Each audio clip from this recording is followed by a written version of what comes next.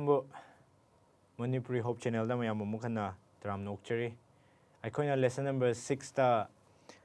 the two witness aduga karamaina 1200 lishingamba ga chani ga humfu ishorgi wa amasung ishorgi misingbu karamaina ot neiraga moibu hatkiba haibi maramda khoi neinaki. Aduga loinana Saki puwa mi ani ko witness tawiba mi ani do kanano haiba matamda aikoina Bible Old Testament amasung New Testament ne haibado aikoina neinakre. Aduga ngasidi aikoina lesson number para taret ni shuba asana aikoibu thaugat piba haibani motivated by hope. Aduna aikoina shi para shi hodringai da aigi brother Roxon amana aikoigi dama prana tawishino. Koi short haijasi sarga malem puno pusembe bai wangthor bai pai shor nahak po haininga leitana thagachari maramdi nahak na akhoi bunungsibi bagi damakta nahak na asa pibino lei habs akoina ngasi gi para asida gi khangani shor aduna ngasi akoina nahake wahai amasung nainaba matamda loina biu haiduna ishor gi mingda nijabasi chanbiduna sarga fawba lakhat piu amen amen yam thagachare aigi brother Roxon ngasi aikoina asana aikoibu thaugat piba haibisi karamba asa oidoino amasi akoina asana akoibu thaugat piba haibisi ishorna akoigi damakta shibiba amasung ishorna akoigi damakta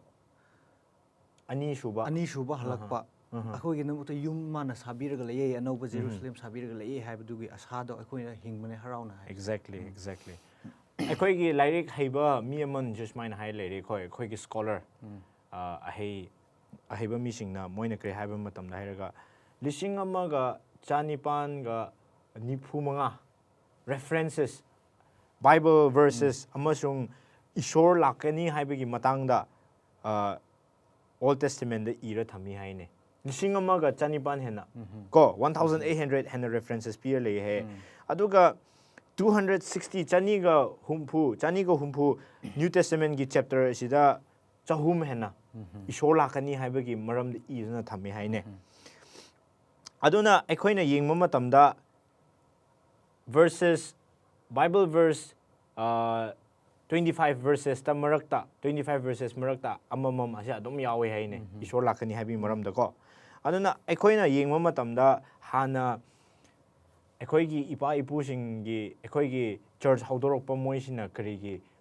yamna ishorgi damon lepiba ngambra haiba matamda moigi asase karida leirambra haiba matamda ishor lakani ko haibigi nuaiba sigi asasina moi thaugat piraga moi mamangda chatpa ngami haidana leiri aduna ngasi aikoina ishor lakpagi amasung karamaina history da karamaina 2300 days prophecy asigi maram du aikoina khra neina gani amasung ishor lakani haibagi maram du aikoina kamai khangmang ngambra haibasi aikoina khra khangmina si aikoina Sunday portion da chatpa matamda aikoigi reformers aikoigi church haudorokpa John Wycliffe hairiba amasung John Calvin hairiba khoi moini yengma matamda moisu haine madudi karira haiba matamda thajaba leiba mising nupi oiro nupa oiro moisina ishorgi damak ishorna aikoigi damak lakani ani shuba lakani haibase moina yamna chetna moigi thamoinungda thammi haine aduna moina mamangda chatpa matamda moigi punsida chatpa matamda mamang chatpa matamda moise ishorgi second coming lakpa haibase kiningai oide haine adui nangonda aina ama hange hojik ishor laadi nang kigadra nungaigadra kamai khale hojik se ishor lagadi hojik aigi thajabagi matung ina already hojik direct ishor larasu angakpa amadi phawgni adubu kiba haibadi leiroi maramdi aikoina pikringai dege aikoina Christian oirakpadagi ishor lakani haibsidi akoi family singnasu akoi asida lakraga tamdringai larik kumba Bible kumba padringai dege su ishor lakani ko haibs haibiraga leibnina adubu aseng ba thokpa gandadi luna di thokani adubu aigi motadi hojik phawgadi kibadi leiroi adubu angakpa amadi phawgani ishorbu exactly aikoina aduna shiga question ama so hangse madudi hojik ishorna akhoi damak laadi kini ngai di leite ko aduba akhoi je sarga ta kagadra natraga akhoi gi papta nungshiraga leiraga leiramadi kini ngai oigadra haibse khalle aina karigira haibadi akhoina taibong ban na nungchi thoga ishor gi lakpase ngairamdana akhoi gi taibong ban gi nungaiba awaba taibong ban gi harauba sida kollaga leiramadi ishor lakpase angakpaga loinana akiba ma jo oiramba ya haibse aina haininge akoina John chapter 14 verse 1 to 3 akoina paba matamda sida haiduna leiri John chapter 14 verse 1 to 3 nakhoi thamoi langtak nahanganu nakhoi na ishor bu thajau ai bu su thajau hai ai gi ipa gi yumda leifom yamna lei hai madu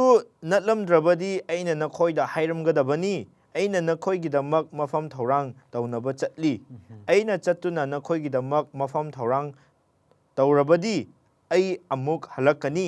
aduga aina leiba mafam aduda nakhoi ju leinaba aina nakhoi bu aigi inakta loshin bigani maduna nang na haijining ba khara leibra adudi career harga akhoi ishor gi nuksi base yengba matamda ishorna sabi bane sangsar se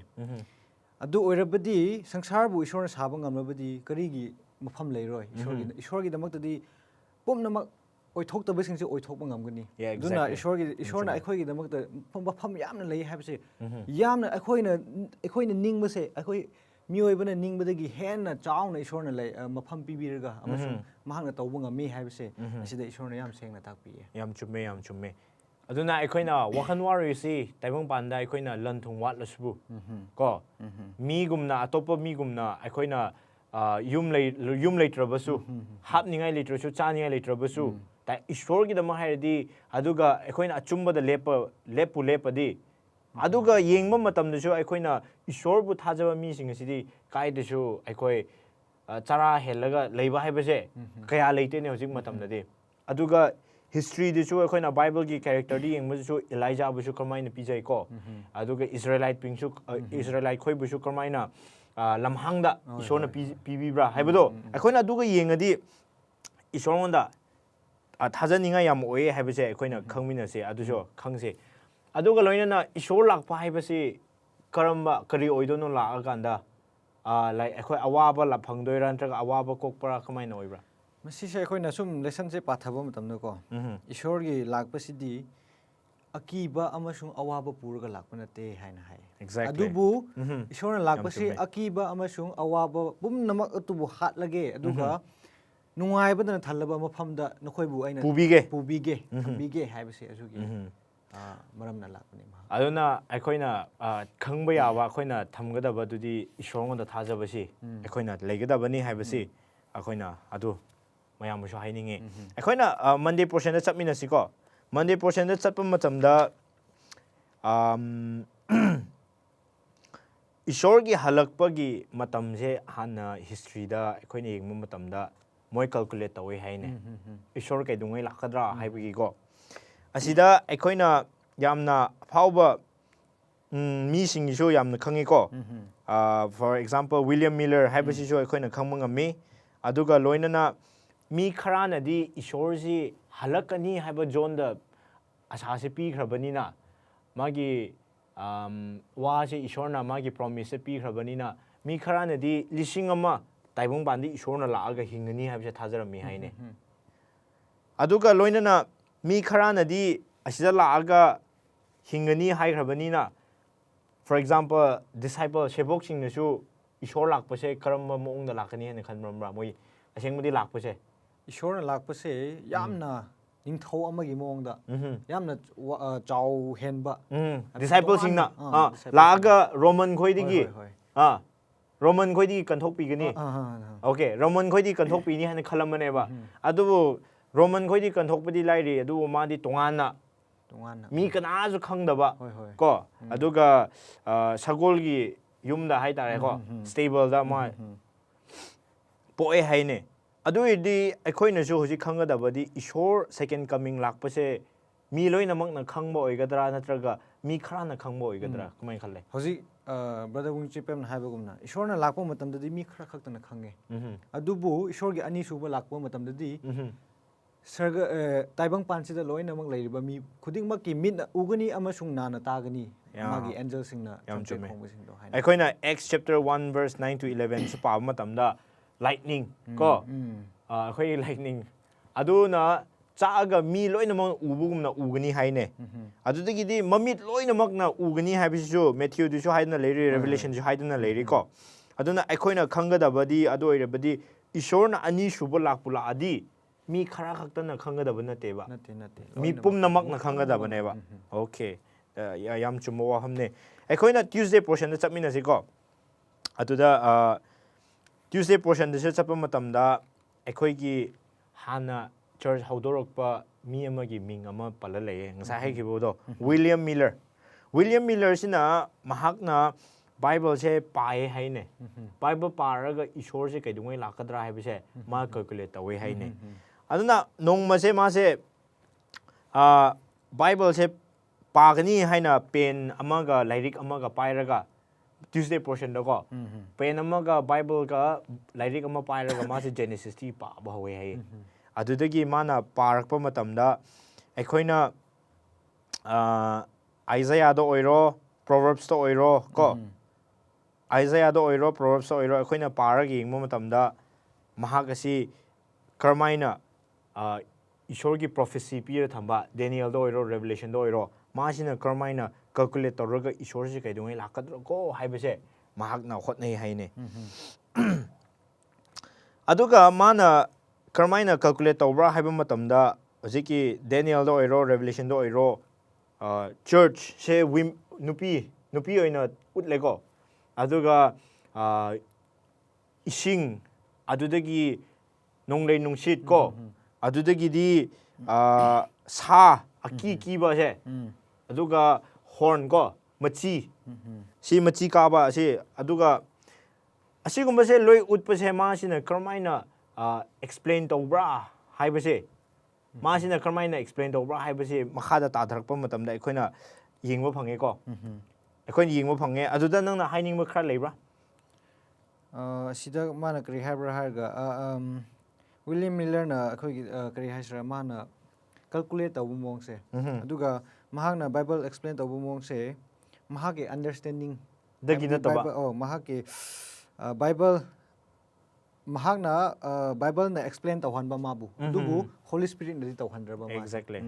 adugi dasul adugi damak tasu mahake fulfill tawdabane amang mahak yan yamna tadabane buko aduna aikoina yingo makhada yengdhabu matamda sa se kari bu represent tawra hai matamda Daniel chapter 7 de khon yingmu matamda verse 17 ga 23 da sa se represent tawra raga taimung pan gi yamna chawba kingdoms ko ajigi ningthau singi ningthau leipak adubu utle hai ko aduga nonglei nungsit se kari utpra hai raga Jeremiah dagi khoina pa matamda awaba destruction ko thugaiba akaiba pura loi prokpa si utle haye ne aduga ising sina kari utpra haiba matamda mising ko mising nation people or nation mising si utle haye aduga nupi si kari represent tawra hairaga Jeremiah da Ephesians chapter 5 verse 22 to 32 da pa matamda ishorna Paul na karmaina ishorna Paul bu karmaina utlaga magi church si magi nupi oina lowe haine aduna nupi si khoina Revelation ga Daniel yeng mutamda nupi si kanabu represent tawra hairaga church pune haye aduga loina na time prophecy ko mana nahan jo hai grabne khoina lesson number 5 6 7 5 6 adu jo khoina khangmina grabne madudi time prophecy se kamaina calculate tawra haiba matamda khoina Ezekiel 4 verse 6 Numbers chapter 4 verse 34 noina su yengiba noina su aduda yengaga khangbigani madudi numit ama se chahi ama oina calculate tawbudo aikoina du khangma ngame haibase adu khange aduna adugi calculation si asigi bhap se man puraga 2300 days prophecy Daniel chapter 8 verse 14 pamina se ko moduda sida haidna le Daniel chapter 8 verse 14 misida haidna le aduga mahagna aingon da haiki ꯅꯨꯃꯤꯠ 2,000 ꯐꯥꯎꯕꯅꯤ ꯑꯗꯨꯒ ꯑꯁꯦꯡꯕ ꯃꯐꯝ ꯑꯗꯨ ꯁꯦꯡꯂꯒꯅꯤ ꯍꯥꯏ ꯑꯗꯨ ꯅꯪꯅ ꯁꯤꯗ ꯍꯥꯏꯖꯅꯤꯡꯕ ꯈꯔ ꯂꯩꯕ꯭ꯔꯥ ꯍꯧꯖꯤꯛꯀꯤꯗꯣ ꯑꯃꯨꯛ ꯅꯨꯃꯤꯠ 2,000 ꯐꯥꯎꯕꯅꯤ ꯑꯗꯨꯗꯒꯤ ꯑꯁꯦꯡꯕ ꯃꯐꯝ ꯑꯗꯨ ꯁꯦꯡꯂꯒꯅꯤ ꯅꯨꯃꯤꯠ 2,000ꯒꯤ ꯃꯇꯨꯡꯗ ꯑꯁꯦꯡꯕ ꯃꯐꯝ ꯑꯗꯨ that is the sanctuary ꯍꯥꯏꯕ ꯇꯥꯔꯦ ꯑꯩꯈꯣꯏꯅ sanctuary ꯑꯩꯈꯣꯏꯅ ꯈꯪꯕꯗꯣ ꯃꯗꯨꯗꯤ ꯐꯤꯁꯥꯡ ꯍꯥꯏꯀꯣ ꯑꯩꯈꯣꯏꯅ sanctuary ꯏꯁꯣꯔꯒꯤ ꯂꯩꯐꯝ ꯍꯥꯏꯇꯥꯔꯦꯀꯣ ꯃꯗꯨꯗꯨ ꯁꯦꯡꯗꯣꯛꯀꯅꯤ ꯍꯥꯏꯅꯦ ꯑꯗꯨ ꯃꯁꯤ ꯁꯦꯡꯗꯣꯛꯀꯅꯤ ꯍꯥꯏꯕꯁꯦ ꯇꯥꯏꯕꯪꯄꯥꯟꯁꯦ ꯃꯥꯡꯈ꯭ꯔꯒꯅꯤ ꯍꯥꯏꯕ꯭ꯔꯥ ꯅꯠꯇ꯭ꯔꯒ ꯁꯔꯒꯥꯒꯤ ꯑꯁꯦꯡꯕ ꯃꯐꯝꯕꯨ ꯍꯥꯏꯕ꯭ꯔꯥ ꯅꯠꯇ꯭ꯔꯒ ꯏꯁꯣꯔꯒꯤ ꯁꯦꯀꯦꯟ ꯀꯃꯤꯡ ꯂꯥꯛꯄꯕꯨ ꯍꯥꯏꯕ꯭ꯔꯥ ꯀꯔꯝꯍꯥꯏꯅ ꯚꯥꯞ ꯇꯥꯒꯦ ꯅꯪꯅ ꯃꯁꯤꯁꯦ ꯑꯩꯈꯣꯏꯅ ꯁꯨꯝ ꯌꯦꯡꯕ ꯀꯥꯟꯗ ꯑꯩꯒꯤ ꯑꯟꯗꯔꯁꯇꯦꯟꯗꯤꯡ ꯑꯩꯅ ꯒ꯭ꯌꯥꯟ ꯇꯥꯕꯗ ꯀꯃꯥꯏꯅ ꯃꯁꯤꯁꯦ 2,300 ꯄ꯭ꯔꯣꯐꯦꯁꯤꯁ ꯏꯁꯣꯔ ꯂꯥꯛꯀꯗꯧꯕꯒꯤ ꯃꯇꯝꯁꯦ ꯅꯠꯇꯦ ꯃꯁꯤꯁꯦ ꯀꯔꯤꯔ ꯍꯥꯏꯔꯒ ꯑꯩꯈꯣꯏꯒꯤ ꯑꯅꯧꯕ ꯍꯥꯏꯕꯗꯤ ꯏꯁꯣꯔꯒꯤ ꯖꯁꯃꯦꯟꯒꯤ ꯃꯇꯝ ꯑꯁꯤꯒꯨꯝꯕꯁꯤꯕꯨ ꯂꯥꯛꯅꯤꯡꯉꯥꯏꯒꯤ ꯃꯇꯝ ꯑꯗꯨ ꯍꯥꯏꯅ ꯍꯥꯏꯕ ꯃꯥꯜꯂꯦ ꯑꯣꯀꯦ ꯑꯗꯨ ꯑꯣꯏꯔꯕꯗꯤ ꯑꯩꯈꯣꯏꯅ ꯑꯁꯤꯗ ꯃꯥꯅ ꯑꯩꯈꯣꯏꯅ ꯁꯤꯗ ꯌꯦꯡꯕ ꯃꯇꯝꯗ 2,300 days prophecyꯁꯤ ꯌꯦꯡꯗ꯭ꯔꯤꯉꯩꯗ 70 weeks prophecy ꯍꯥꯏꯕꯁꯨ ꯑꯩꯈꯣꯏꯅ ꯌꯦꯡꯐꯝ ꯊꯣꯛꯑꯦꯀꯣ 70 weeks prophecyꯁꯦ ꯁꯤ ꯑꯩꯈꯣꯏꯅ ꯀꯥꯏꯗ ꯐꯪꯕ꯭ꯔꯥ ꯍꯥꯏꯕ ꯃꯇꯝꯗ ꯑꯁꯤꯁꯨ ꯗꯦꯅꯤꯌꯦꯜꯗ ꯐꯪꯕꯅꯤ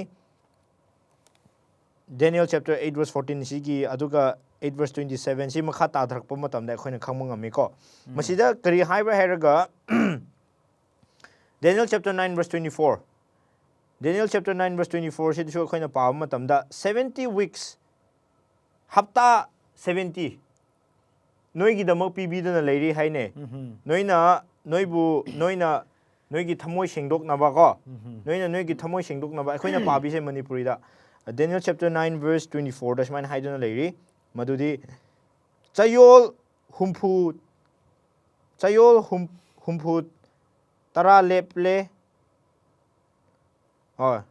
ꯆꯌꯣꯜ 68 ꯂꯦꯞꯂꯦ ꯑꯗꯨꯒ ꯅꯍꯥꯛꯀꯤ ꯃꯤꯁꯤꯡ ꯑꯃꯁꯨꯡ ꯅꯍꯥꯛꯀꯤ ꯑꯁꯦꯡꯕ ꯁꯍꯔꯒꯤꯗꯃꯛ ꯂꯥꯡꯖꯕ ꯂꯣꯏꯅꯃꯛ ꯄꯥꯞꯀꯤ ꯑꯔꯣꯏꯕ ꯄꯨꯔꯛꯅꯕ ꯄ꯭ꯔꯁꯆꯤꯠ ꯇꯧꯅꯕ ꯂꯣꯝꯕ ꯅꯥꯏꯗꯕ ꯙꯔꯃ ꯆꯦꯟꯕ ꯄꯨꯔꯛꯅꯕ ꯗꯔꯁꯟ ꯑꯃꯁꯨꯡ ꯋꯥ ꯇꯥꯛꯊꯣꯛꯄ ꯆꯨꯝꯅꯝꯅꯕ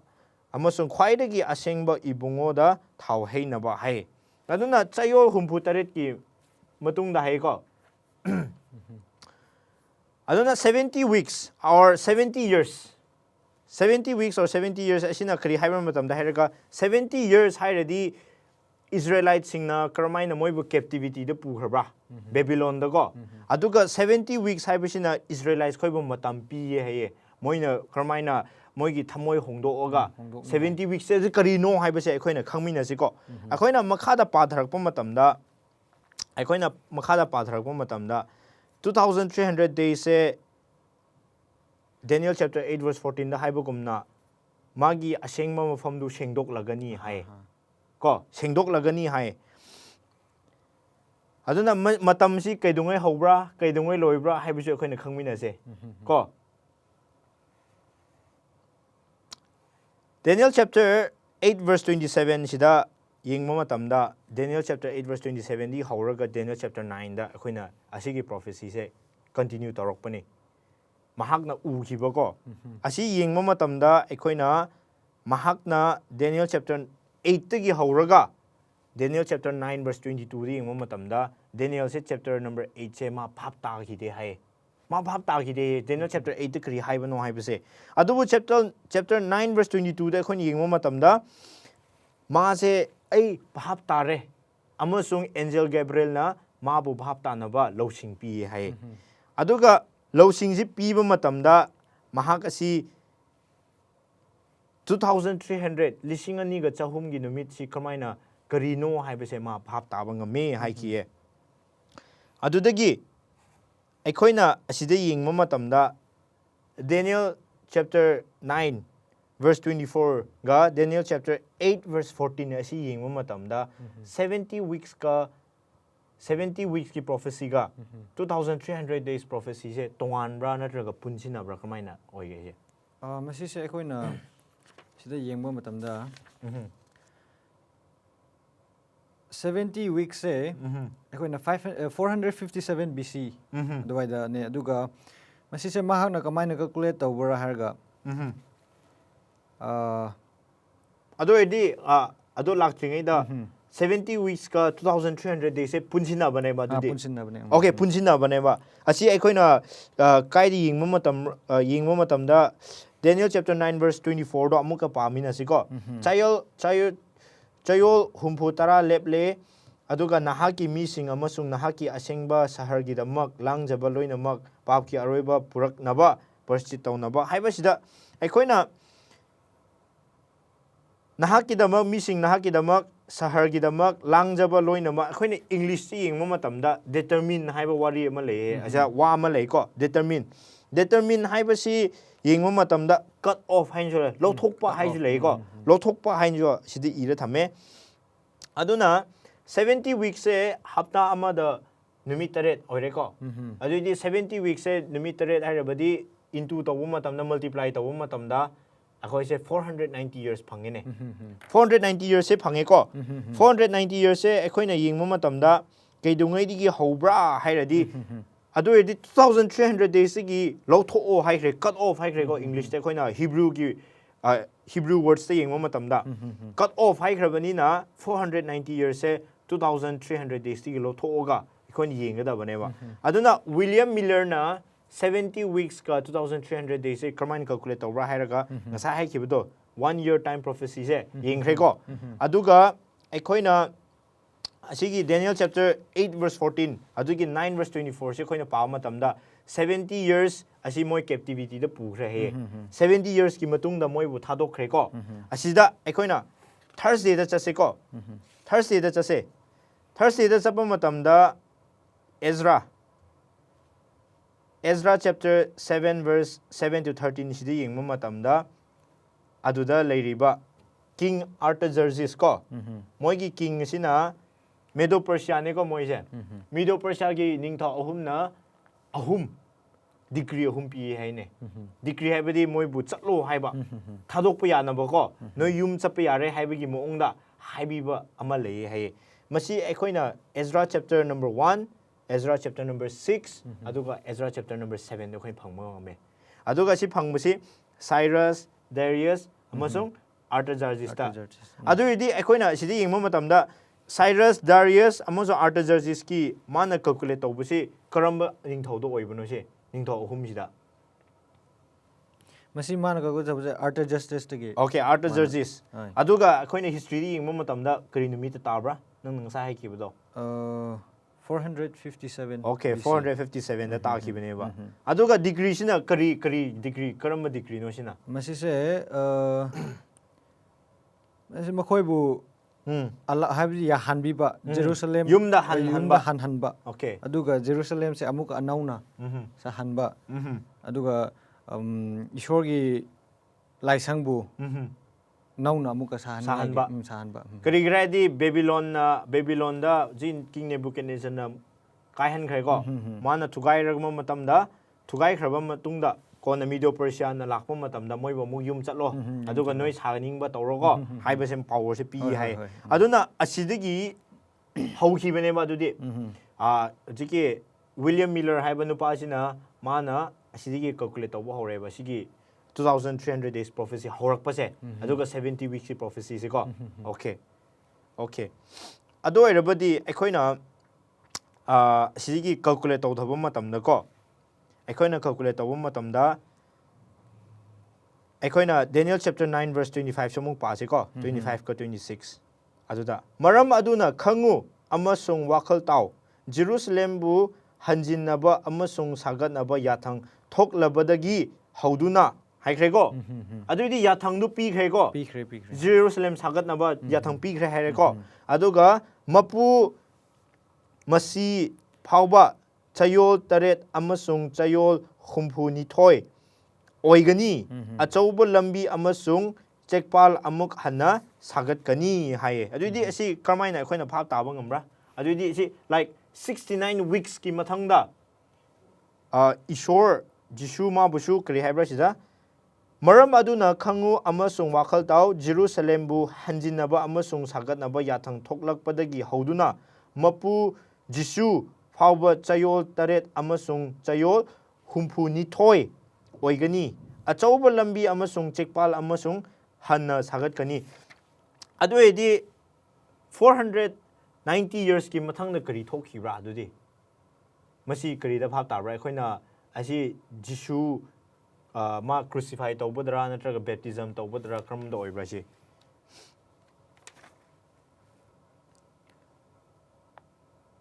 aduedi si ekhoina yingmo history di yingmo matamda ekhoina history di yingmo matamda 457 dagi 490 years at tawba tare ko at tawba matamda aduedi asi ekhoina 8034 da tawa male adudi 8034 da kari thokhibra adudi 8034 da moi Jisu se reject tawba okay reject tawraga moi Jisu bu crucify tawbikhrabane ba okay 8034 da aduidi moina 490 years ngasa hai gibagumna Jisu phauba chayol taret amasung chayol humpuni thoi oigani hai khreba masida chayol taret haidi asida ekhoina 70 weeks asida yengma matamda 457 digi moina chatlaga 70 years changaga moina Jerusalem sagat ki ko 70 weeks ko 70 years haiba 70 years asigi mathangda moina 490 years khoina calculate tawu matamda Jisu crucify tawbuse ekhoina khangma ngameba okay asi ekhoina su khangma ngamme ko asi ekhoina su khangma ngamme sidigi maduna ekhoina Lising aniga chahum asidagi 490 years lo thokpa matamda ekhoi isi lesson da lising amaga Thursday portion da ekhoi yengma matamda 1000 lising amaga chanipan ga tara lising amaga chanipan ga tara ko chahi leme haine adudi isi et tawu matamda kari numit tabra ekhoi na si et tawu matamda adudi 1810 years se